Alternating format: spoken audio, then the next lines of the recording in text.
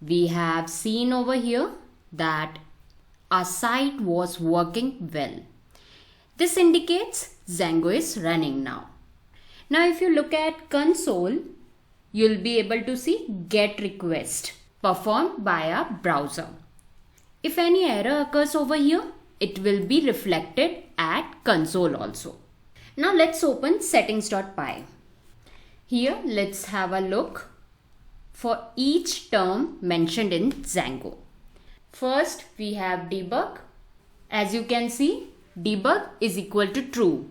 It is a boolean that returns debug mode of our project. It can be either true or false. If it is set to true, Django will display detailed error pages which is thrown by our application.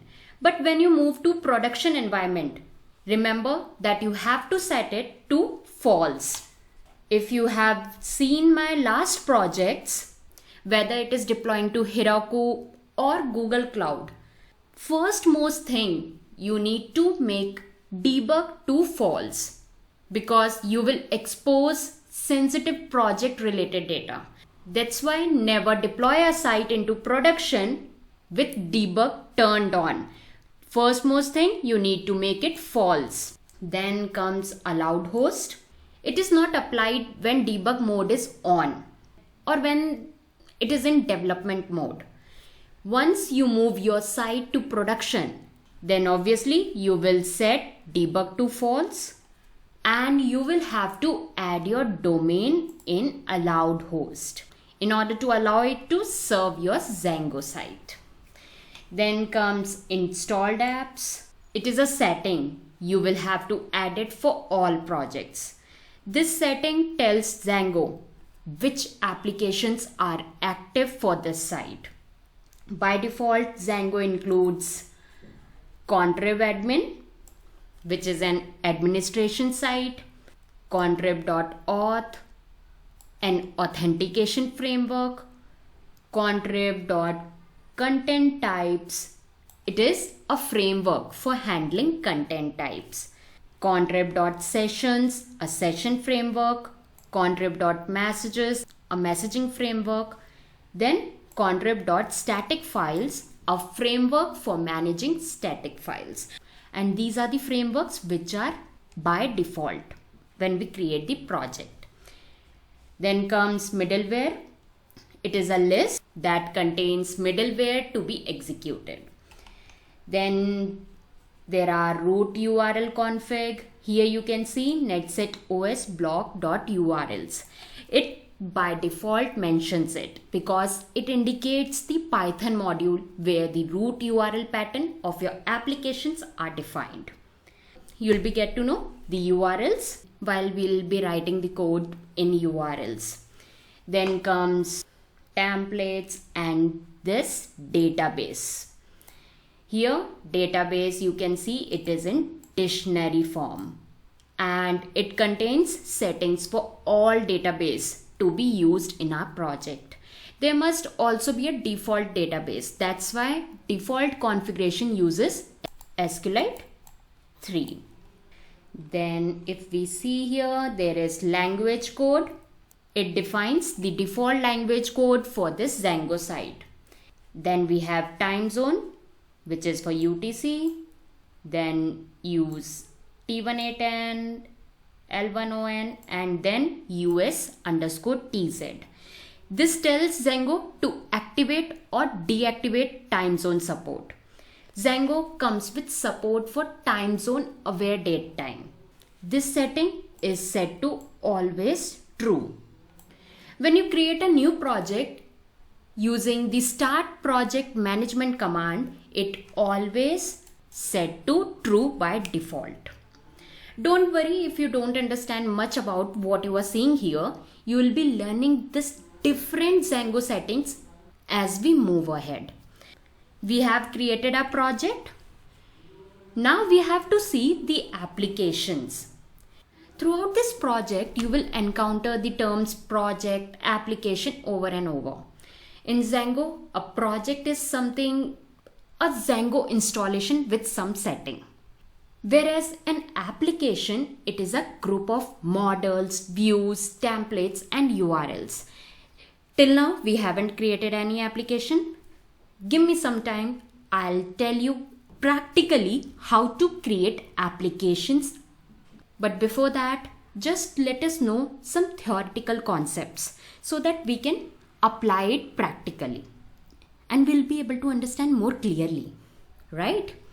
So application is a group of models which is interacting with the framework to provide some specific functionalities.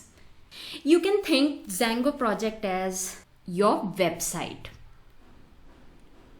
And the applications, there are many applications defined in one project. So you can imagine a project as website, and first application a blog, then second application as wiki, then a forum. These all are created in the website itself. So try to imagine. So hope you are getting the idea what I'm trying to say. So let's make application now. So what are the steps for it? Let's see it out. So for that, I'll go to CMD. So first I need to come out of the server by Control C. Now the first thing, I need to create application. So for that I need to write Python manage.py start app, the name of the application which you want to keep for your application. So here I'll keep blog and press enter to it. Let's check it out. Here I'll go to Netset OS blog and you can see there is an application with the name blog created. And here you have models, app, admin, test, views all created by default. Now let's try to have a look on these files, why they are meant for. So these files are first admin.py. I'll open in PyCharm. This is simply just by a single line where it is importing admin. This is where you register models to include them in Django administration side. Apps.py. Apps.py is for including the main configuration of blog application. Then comes models. All Django applications need to have a models.py, but this file can be left empty. We'll figure it out while working throughout. Then comes test.py. This is where you can add test for your application. Then comes views.py. This is the heart of application because the logic of your application goes here. Each view receives an HTTP request, process it and returns a response. Everything comes under views. So after knowing the application files, now let us know how to design the application, which is the blog. Here you will start designing your blog by defining data models. If you see a model is a Python class. That subclass is Django dbModels.model, in which each attribute represents the database field. Here Django will create a table for each model defined in this models.py file. But when you create a model, Django will provide you with practical API to query objects in the database easily. So I'll go to models. Here it is showing Django to be installed in my PyCharm. So what I'll do, I'll go to file and we'll go to settings. Here in project interpreter. Here I'll click on plus and here I will check Django and will install package.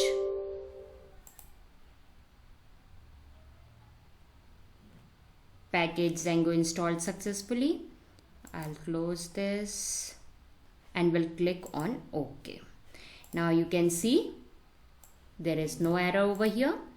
Now you can see there is from Django.db import models. Now we'll add some more lines over here. I'll change its font so that it is visible to you. Now I need to import time zone, which will be imported from Django.utils import time zone. Then I need to import user, that I can import from Django.contrib.auth.models import users. Now I need to make a class with the name post, and I'll make use of models.model. First I need to make status underscore choices, which will have the draft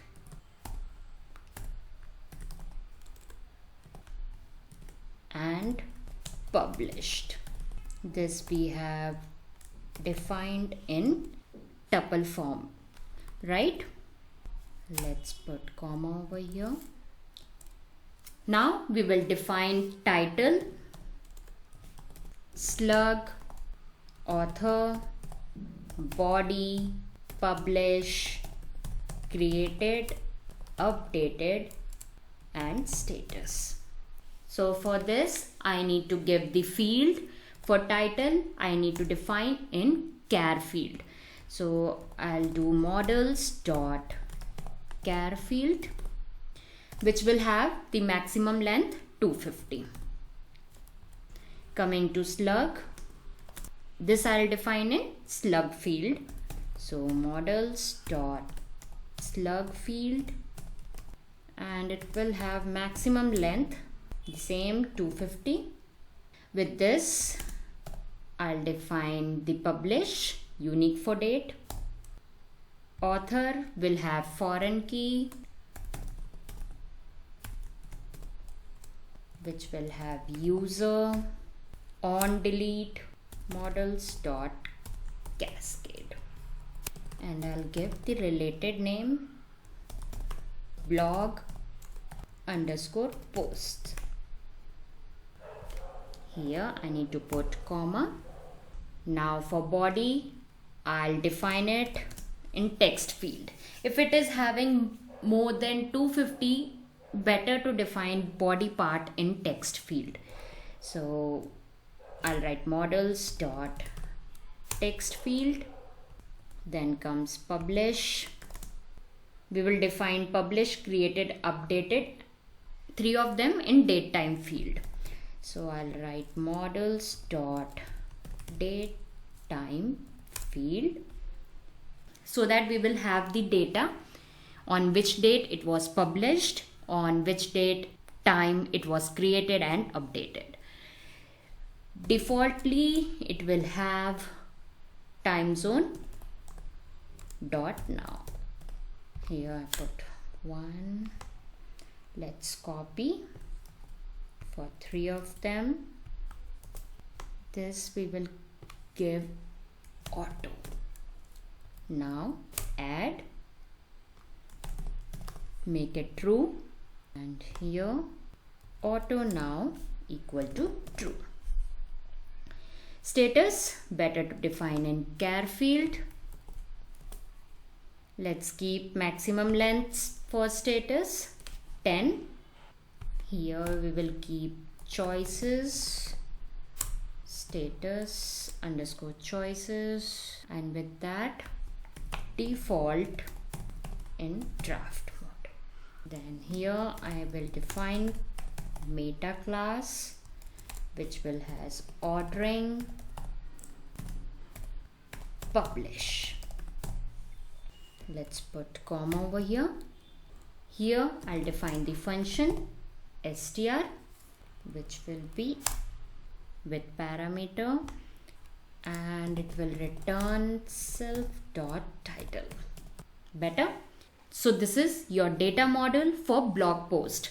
Let's take a look at various fields which we just defined for this model. So first was title. Title, this is the field for the post title, and this I have defined in char field, which translates into varchar column in the SQL database. Then comes slug.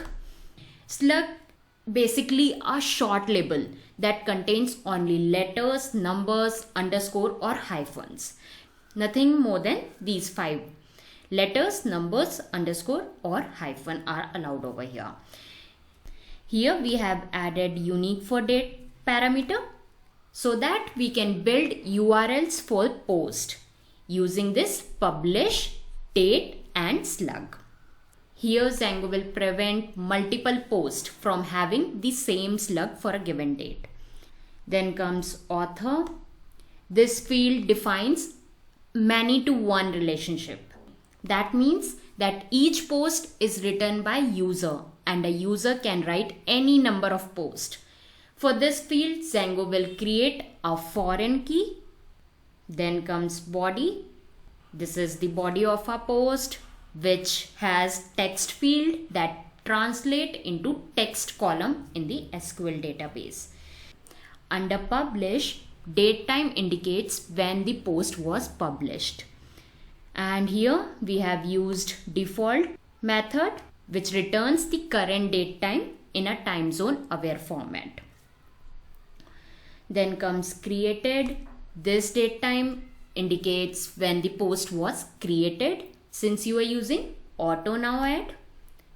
This date will be saved automatically when the object was created. Then comes updated.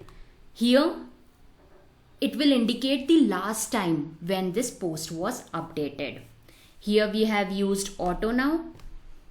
The data will be updated automatically when we are saving the object.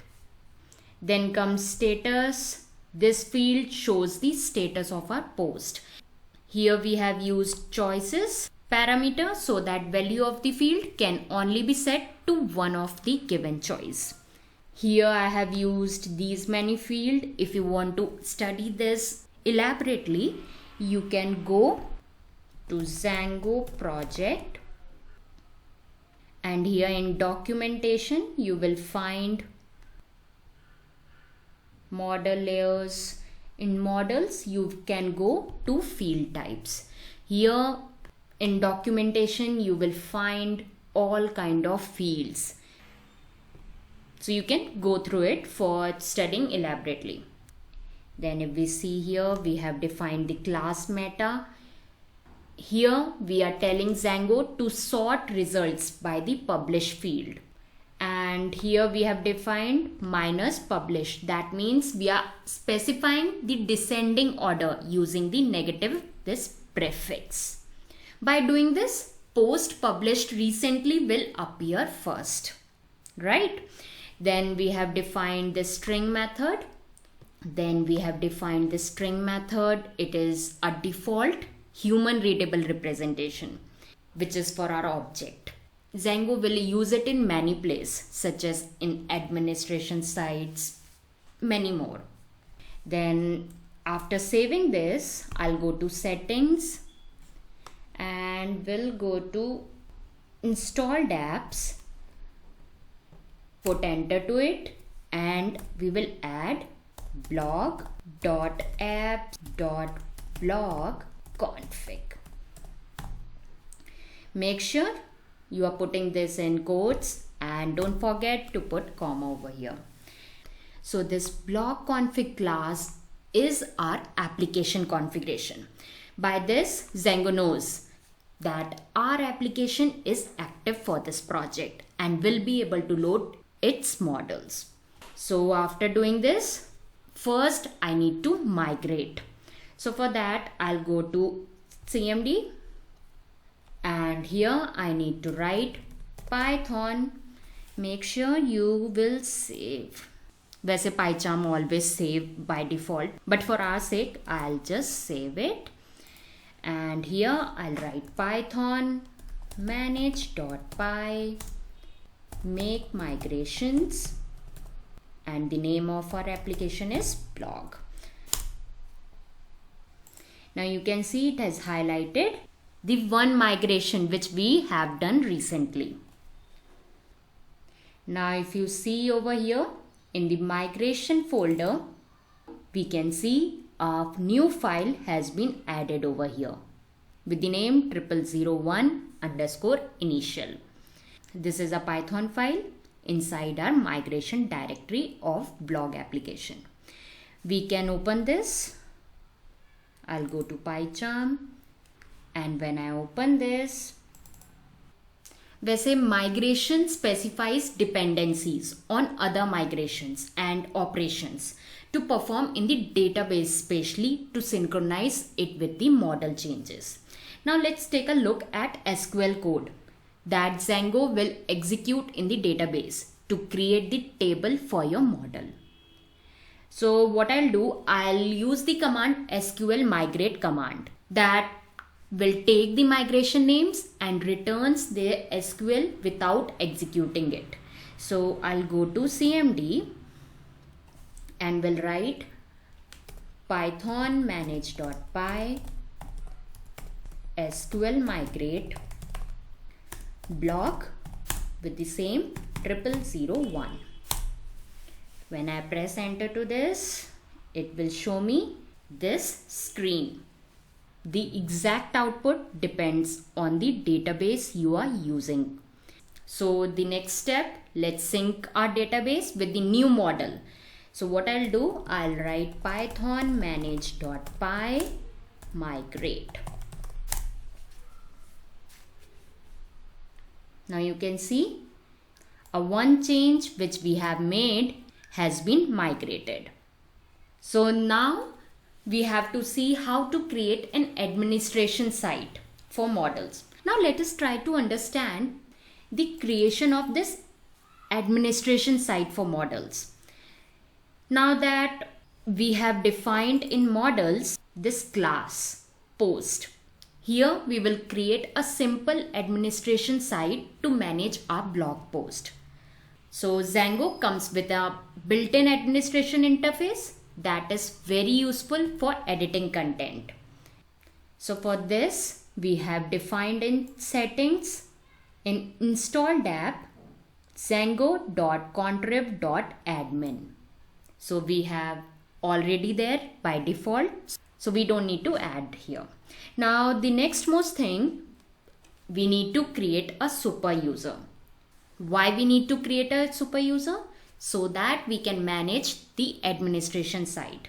So for that, I need to write python manage.py simply create super user and press enter to it. Then it will ask the username. You can keep a name which you want, or you can leave it blank. Email address, I'll give netsetos@gmail.com. Then it will ask password. You can give the password.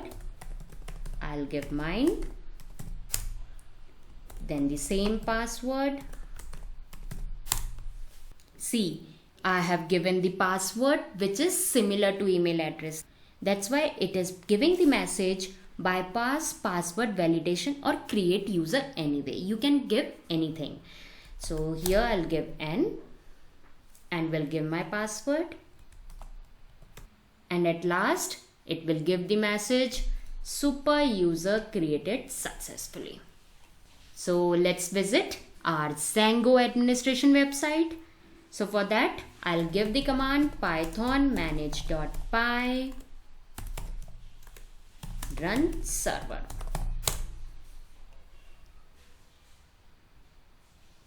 It has successfully run. Now we will go to our browser and here I'll give \admin. Wow, we got the administration login page where you can log in using your credential of the user which you have given in the earlier step. So the same username you need to give. I'll give mine. When I log in over here, you can see authentication and authorization where you have groups, users. So here you can see groups, users. These are the part of Django authentication framework, which are located in this django.contrib.auth. Now, when I click on users, you will see the user which you have created previously. Now, this was so exciting. Now, let's do one more thing. We will add models to administration site. Let's add block models to the administration site. So what I'll do, I'll go to admin.py, which is our administration Python file. And here we have from django.contrib import admin by default. Now what I'll do, I'll add from .models import post. Post, you remember we have created a class in models. So what I am doing, I am importing post here, and here I'll write admin.site.register and will make use of post. So I'll save this and we will go to our browser and we'll reload it. You can see post model added on our site. That was easy, right? When you register a model in the Django administration site, you get a user-friendly interface generated by this model that allows you to list, edit, create, delete objects in a very simple way. So if I add on post, you can see the forms that Django has generated dynamically for your model. As you can see over here, the same title, slug, author, body, publish, status. So Django uses different form widgets for each type field. Even complex field such as date time field, all are displayed with an easy interface, right? So here I can write a title, slug, author, and can save over here. So that's it. Now we will see how to customize the way for the models that are displayed over here. So stay tuned, like, share and subscribe my channel. Thank you.